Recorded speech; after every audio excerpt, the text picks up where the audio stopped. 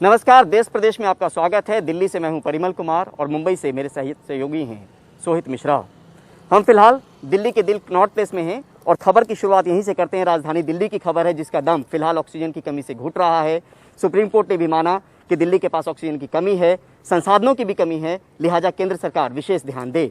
आंकड़ों को अगर देखेंगे तो पिछले 13 महीने में जितनी मौतें हो रही थी, सिर्फ अप्रैल के महीने में उससे 5 गुना ज़्यादा मौतें हुई हैं दिल्ली में, और वो भी तब जब ऑक्सीजन की ज़रूरत ज़्यादा पड़ी है लोगों को। देखिए ये रिपोर्ट। ऑक्सीजन की कमी राजधानी दिल्ली का दम घोट रही है। सरकार अदालत में फरियाद कर रही है, पर अब तक सुनवाई नहीं हुई। गुरुवार को दिल्ली उच्च न्यायालय में दिल्ली सरकार ने बताया कि पंजाब, तमिलनाडु, केरल, छत्तीसगढ़, मध्य प्रदेश और महाराष्ट्र को जरूरत के हिसाब से ज्यादा आपूर्ति की गई। वहीं दिल्ली की जरूरत 700 मीट्रिक टन की थी, पर आपूर्ति 490 मीट्रिक टन ही की गई। अब शुक्रवार को सर्वोच्च न्यायालय ने सवाल खड़े किए, जरूरत ज्यादा तो आपूर्ति कम क्यों? सर्वोच्च न्यायालय ने माना कि दिल्ली की हालत खराब है, हकीकत में ऑक्सीजन उपलब्ध नहीं है। सर्वोच्च न्यायालय ने कहा कि केंद्र दिल्ली पर ध्यान दे। समिति ने सारे राज्यों से ये पूछा कि आपको कितनी ऑक्सीजन चाहिए, आपके हिसाब से, आपकी जरूरत के हिसाब से, और एक एक करके हर राज्य ने अपने जरूरत के हिसाब से उस समिति के सामने एक फिगर, एक आंकड़ा रख दिया कि हमें इतने मीट्रिक टन ऑक्सीजन चाहिए। और केंद्र सरकार की उस समिति ने फिर फैसला लिया और उस जरूरत के सामने जितना आवंटन वो दे सकते थे, उन्होंने उस राज्य को वो आवंटन दे दिया, केवल एक राज्य को छोड़कर, और उस राज्य का नाम है दिल्ली। एक लौता ऐसा राज्य है दिल्ली जिसने जितनी मांग करी उसका आधा भी हमें नहीं मिला। आंकड़े बताते हैं कि दिल्ली में पिछले साल मार्च से लेकर इस साल मार्च तक 11,027 लोगों की मौत हुई। इन 13 महीनों में हर महीने औसतन 848 लोग बीमारी से हारे। वहीं केवल अप्रैल में अब तक 4,745 लोगों की जान कोरोना से गई, यानी पहले की औसत से 5 गुना ज्यादा मौत इस महीने हुई। इस टाइम इतनी अव्यवस्था फैली हुई है, कहीं से भी ऑक्सीजन नहीं मिल पा रही है। इवन कि जो मेरे नोन भी हैं, जो भी जानने वाले हैं, उनके जो फ़ोन आ रहे हैं वो भी सब ऑक्सीजन के लिए लोग परेशान हो रहे हैं। इस टाइम ऑक्सीजन किसी को नहीं मिल पा रही है, उनमें से कुछ की डेथ भी हो गई है। आज की डेट में दिल्ली में किसी भी हॉस्पिटल में ऑक्सीजन नहीं है। मैंने अभी थोड़ी देर पहले भी गोयल हॉस्पिटल में जाके बात करी, वहाँ पे भी मैंने देखा कि लोग ऑक्सीजन के लिए लाइन लगा के खड़े हैं और बेड के लिए भी लाइन लगा के खड़े हैं, आईसीयू बेड्स के लिए। लेकिन सबको लिटरली बोला जा रहा है कि नहीं, आप यहाँ से निकल जाओ, कोई बेड नहीं है, कोई ऑक्सीजन अवेलेबल नहीं है। लिटरली अभी दिल्ली की हालत इतनी बुरी है कि बता नहीं सकते। जयपुर गोल्डन हॉस्पिटल में ऑक्सीजन मौत की वजह बनी, ये सबको पता है। वहीं सरकार से लेकर लोगों और अस्पतालों का ऑक्सीजन को लेकर रोना बरकरार है। अस्पताल में जिनको बेड नहीं मिल रहा, उनके लिए गुरुद्वारों ने ऑक्सीजन लंगर का भी इंतजाम किया है। सांस की इस बीमारी को सही वक्त पर ऑक्सीजन न मिले तो जान पर बनने की बात जग जाहिर है। राजधानी दिल्ली फिलहाल इस संकट से गुजर रही है और बीतते वक्त के साथ साथ लोगों का दम घुट रहा है। नई दिल्ली से शरद शर्मा और हरिकिशन शर्मा के साथ परिमल कुमार, एनडीटीवी इंडिया। तो वहीं रविवार तक मुंबई में वैक्सीनेशन को रोक दिया गया है क्योंकि टीकाकरण के लिए पर्याप्त मात्रा में यहां पर टीके मौजूद नहीं हैं। बीकेसी जंबो सेंटर से हमारे सहयोगी सौरभ गुप्ता इस पर और जानकारी दे रहे हैं। केंद्र सरकार ने ऐलान तो कर दिया, लेकिन क्या वैक्सीन उतनी मात्रा में है जितना ज़रूरत है? 18 से 44 तक जो एज ग्रुप है, उस एज ग्रुप के वैक्सीनेशन 1 मई को शुरू होने वाला था, वो नहीं होने वाला है मुंबई में। और कई सारे ऐसे राज्य हैं जिन्होंने कह दिया है कि ये मुमकिन नहीं है क्योंकि वैक्सीन उनके पास नहीं है देने के लिए। मुंबई में भी यही हाल है। मुंबई के सबसे बड़ा वैक्सीनेशन सेंटर जो बीकेसी जंबो कोविड-19 वैक्सीनेशन सेंटर है, यहाँ पे सैकड़ों लोगों को वैक्सीन दिया जाता है। यहाँ पे भी 3 दिन के लिए वैक्सीनेशन बंद। 45 से अबव जिनकी उम्र है उनके लिए भी बंद कर दिया गया है क्योंकि वैक्सीन नहीं है देने के लिए। और 18 साल से 44 साल तक जिनकी उम्र है उनके लिए भी जो 1 मई को वैक्सीनेशन शुरू होने वाला था वो शुरू नहीं होंगे क्योंकि वैक्सीन के जो रिक्वायरमेंट है, जो स्टॉक है, वो यहाँ पे नहीं है, वो ख़त्म हो चुका है, ऐसे बीएमसी का कहना है। तो 18 से 44 के लिए जो एज ग्रुप है, 1 मई का ये सिर्फ एक ऐलान था। हकीकत में इतनी वैक्सीन है ही नहीं कि राज्यों के पास कि वो 18 से जो 44 एज ग्रुप है उनको भी वैक्सीन दे, और ये स्थिति ज़मीन पे दिखाई दे रहा है। ना सिर्फ महाराष्ट्र, ना सिर्फ मुंबई में, पर कई सारे दूसरे राज्यों में भी यही स्थिति है। कैमरा पर्सन प्रवीण जी रोहित के साथ मुंबई से सौरभ गुप्ता, एनडीटीवी इंडिया। रोजाना कोरोना के रिकॉर्ड तोड़ मामले आ रहे हैं और इसने केंद्र और राज्य सरकारों की पोल खोल दी है। न लोगों को बेड मिल रहा है, न दवाइयां मिल रही है, न ऑक्सीजन मिल रहा है। लेकिन यूपी के मुख्यमंत्री योगी आदित्यनाथ कहते हैं कि हमारे यहाँ बेड की कोई कमी नहीं, जबकि यूपी के हाई प्रोफाइल शहर नोएडा में लोग सड़क के किनारे दम तोड़ रहे हैं। देखिए हमारे सहयोगी सौरभ शुक्ला की ग्राउंड रिपोर्ट। 35 साल की जागृति गुप्ता नोएडा के सरकारी जिम्स अस्पताल की पार्किंग में खड़ी गाड़ी में तड़प रही हैं।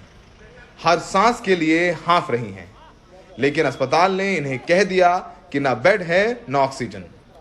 गुरुवार सुबह 12:30 बजे यहां पहुंची जागृति के साथ आए लोग बार बार डॉक्टरों से मिन्नतें करते रहे। तकरीबन 3 घंटे बाद जागृति ने गाड़ी में दम तोड़ दिया। जागृति पेशे से इंजीनियर थी और ग्रेटर नोएडा में नौकरी करती थी। परिवार मध्य प्रदेश में। मैं यहाँ आया तो यहाँ पे एक लेडी मेरे सामने ही गाड़ी में पहले जब आई थी तभी से जो वो गाड़ी में लेटी हुई थी, शी वाज गैस्पिंग। उनकी जो है ऑक्सीजन बहुत ही कम थी, पर उनके साथ जो अटेंडेंट था वो इधर उधर भाग रहा था। डॉक्टर इनसे बोल रहा है कि इन्हें एडमिट कर लो, ये कर लो, बट नोबडी वाज लिसनिंग। उनके साथ जो अटेंडेंट था वो कंटिन्यूस उनकी चेस्ट को रब कर रहा था और उनको पानी और हाइड्रेटेड करने की कोशिश कर रहा था बेसिकली। तो ये सब सिचुएशन मेरे सामने चलती रही। बार बार वो काउंटर पर जाता था, बोलता था कि जी प्रॉब्लम है, और किसी ने सुना नहीं। अराउंड 3:30 के आसपास वो कोलैप्स कर गई। ये मेरे सामने का इंसिडेंट है। और उसके बाद जब वो जाके बोला है उनसे कि जी अब तो वो सांस भी नहीं ले रही हैं, तब स्टाफ भाग के आया है। देन दे चेक्ड और सीधे ये बोल दिया शी इज़ नो मोर। इनका नाम जागृति गुप्ता था। जो उनके साथ अटेंडेंट आया था उसने बताया कि इनका नाम जागृति गुप्ता है। ये अकेले रहती हैं, 2 छोटे बच्चे हैं जो इनके परिवार के साथ एमपी में रहते हैं। नोएडा के सरकारी अस्पतालों के बाहर कोरोना मरीजों के परिवार वाले मायूस होकर वापस लौट रहे हैं। सबको बता दिया गया है कि बेड नहीं है। क्या बोला? बेड अवेलेबल नहीं है। बेड अवेलेबल नहीं है। और भी हॉस्पिटल्स गए हैं आप? मैं काफ़ी हॉस्पिटल्स में ट्राई किया हूँ, बट कहीं पे भी बेड अवेलेबल नहीं है। आपका नाम क्या है? अमित। कौन है? पेरेंट्स, मेरे फादर है। फादर को कोविड है? जी। सैचुरेशन कितना है अभी? सैचुरेशन 94। क्या कह रहे हैं ये? कि ऑक्सीजन बेड अवेलेबल नहीं है। कितने ऑक्सीजन ट्राई किया हॉस्पिटल आपने? नाइट में कम हो जाता है, डे में ठीक है। अभी कितने हॉस्पिटल ट्राई किया नोएडा में आप? अभी मैंने यहीं ट्राई किया। नोएडा प्रशासन ने ऑनलाइन कोविड ट्रैकर बना रखा है। यहां ऑक्सीजन और आईसीयू बेड मिलाकर 2568 बेड हैं, लेकिन एक भी खाली नहीं है। हमने भी सरकारी हेल्पलाइन पर फोन करके पता किया तो हमें बताया गया कि पूरे नोएडा, ग्रेटर नोएडा में कहीं भी बेड नहीं है। नोएडा में कोई ऑक्सीजन बेड अवेलेबल है या आईसीयू? सर अभी अपडेट ये है कि बेड्स नहीं है। आप कहाँ से, नोएडा से ही बात कर रहे हैं? यस मैम, नोएडा से ही बात कर रहे हैं। जी सर, लेकिन अभी अपडेट ये है कि बेड्स नहीं है। जहाँ रजिस्ट्रेशन कर रहे थे ना, वहाँ के लिए हम पेशेंट का नाम, मोबाइल नंबर नोट कर ले रहे हैं। जैसे कोई अपडेट होगा तो कॉल कर दिया जाएगा। लेकिन फिलहाल अभी ना मैडम आईसीयू में भी कोई बेड नहीं है और ऑक्सीजन बेड भी नहीं अवेलेबल। कुछ नहीं है, बहुत क्राइसिस चल रही है सर एक्चुअल में सब जगह पर। मैडम कितनी वेटिंग है अभी? सर वेटिंग में नहीं बता सकती, डाटा हमारे पास नहीं है, लेकिन वेटिंग काफी है। सरकार कुछ भी कहती रहे, लेकिन असलियत में पूरे उत्तर प्रदेश में हालात बहुत खराब है। हर रोज सैकड़ों लोग नोएडा में कोरोना पॉजिटिव हो रहे हैं, लेकिन सरकार के पास इन्हें भर्ती करने के लिए बेड नहीं है। लोग यही सवाल पूछ रहे हैं कि जाएं तो जाएं कहां। हम इस वक्त नोएडा के एक बड़े प्राइवेट अस्पताल कैलाश हॉस्पिटल से बाहर निकल कर आए हैं और यहाँ पर भी बेड नहीं है। तो क्या सरकारी क्या प्राइवेट अस्पताल, सब कुछ भरा हुआ है, कहीं कोई बेड अवेलेबल नहीं है। तो सोचिए, जो लोग हर रोज़ कोरोना पॉजिटिव हो रहे हैं वो जाएं तो जाएं कहां, क्योंकि उत्तर प्रदेश के मुख्यमंत्री तो कहते हैं कि बेड ऑक्सीजन की कोई कमी नहीं है, लेकिन ज़मीन पर हकीकत कुछ और है। सहयोगी प्रेम सिंह के साथ नोएडा में सौरभ शुक्ला, एनडीटीवी इंडिया। फिलहाल मैं मुंबई के मुलुंड इलाके में मौजूद हूं और ये मेरे पीछे एक देसी कॉल सेंटर आप देख रहे हैं। इसके ज़रिए किस तरह से लोगों की मदद की जा रही है ये हम आपको बताएंगे इस छोटे से ब्रेक के बाद।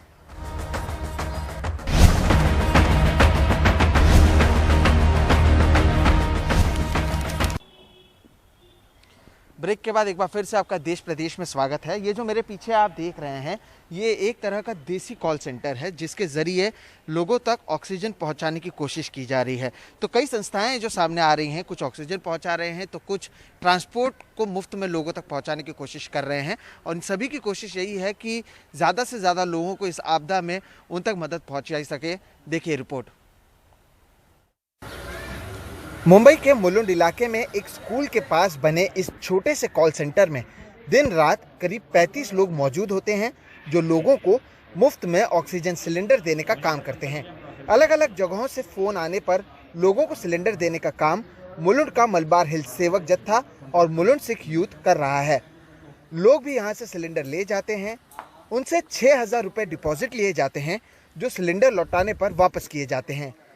कॉलों की तो गिनती ही नहीं है और इतना बता देते हैं कि हम लोग को हर 2-3 मिनट में एक कॉल है और हमें खाना भी खाना हो तो शायद मोबाइल ऑफ करके खाना पड़ता है। सिलेंडर ले जाने वाले भी बताते हैं कि बाजार में कहीं भी सिलेंडर मिल पाना मुश्किल है और ऐसे में इसके जरिए उनकी काफ़ी मदद हो जाती है। मुलुंड का ग्रुप है कि अवेलेबल है और एकदम सिंपल प्रोसेस है। आपको सिर्फ 6,000 रुपीज़ दे रहे हैं and you can come any time, ऐसा है। ठीक है, तो this is a life saviour.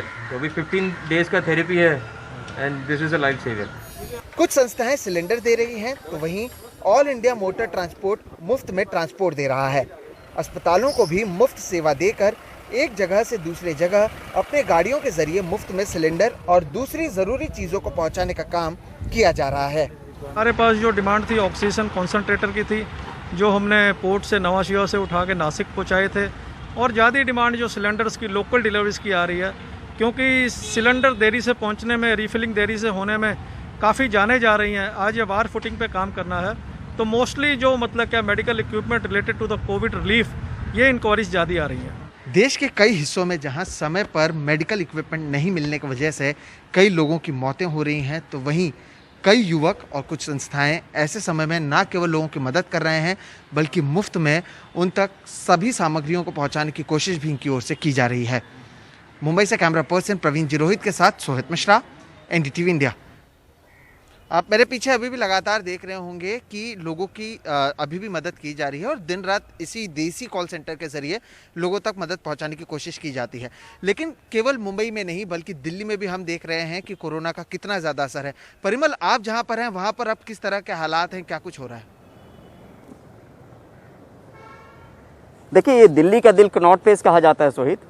फिलहाल आपको सन्नाटा यहाँ पे नज़र आएगा जहाँ पे आम दिनों में लोगों की मौजूदगी होती थी और होना भी चाहिए क्योंकि जिस तरह के हालात हैं वहाँ पे सन्नाटा पसरना बहुत लाजमी है। लेकिन लोग यहाँ भी मदद कर रहे हैं और मदद के लिए लोग आ रहे हैं, संस्थाएं आगे आ रही है। और देश प्रदेश में फ़िलहाल आज के लिए इतना ही। मुझे और मेरे सहयोगी सोहित मिश्रा को दीजिए इजाज़त। बाकी खबरों के लिए देखते रहिए एनडीटीवी इंडिया।